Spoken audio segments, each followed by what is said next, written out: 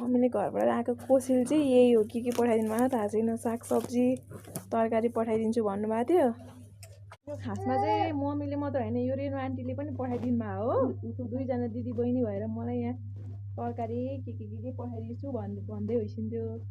भर्खर अहिले गाडीमा गएर लिएर आएको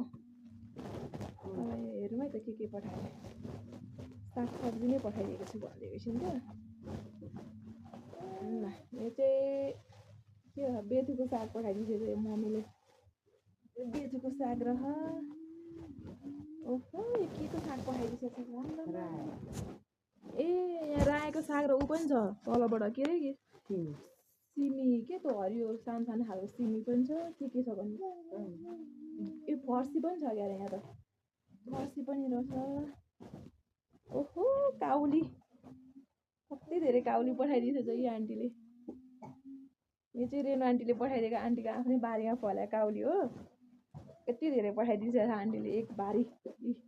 कस्तो राम्रो काउली छ त्यही रह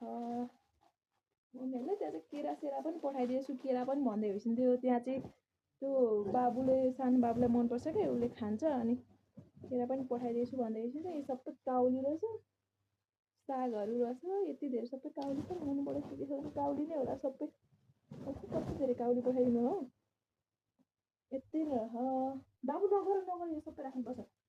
मिलाएर राख्नुपर्छ फ्रिजमा म अर्को ल्याउँछु है हो नि हजुर म अर्को त्यो ल्याउँछु होइन त्यो त उता रेणु आन्टीले उता आफ्नै उता घरमा पठाइदिनु भएको हो कि ए यहाँ चाहिँ साग रहेछ लटेको त रायोको साग हो ल बेथुको साग त्यहाँ अर्को ऊ पनि साग पठाइदिएको छु भन्दै थियो पालुङ त्यही हो त यो त पालुङको पो हो क्या र त पाल्नुमा त हो ए यो पालुङको रह के हो पनि थाहा पनि छैन एहे यो पनि मम्मीकै घरबाट यो चाहिँ के पो फर्सी भन्छन् हौ यसलाई के अरे जुकुना कि के अरे जुकुना भन्दै होइसिन्थ्यो यो रेणु आन्टीले पठाइदिएको भन्नु न यो चाहिँ अझै कन्फ्युज छ यो रेणु आन्टीले पठाएको कि मम्मीले पठाएको जुकुना चाहिँ अनि यो त सिमी यति धेरै छ सिमी नै सिमी छ यहाँ ल गाइज यति नै रहेछ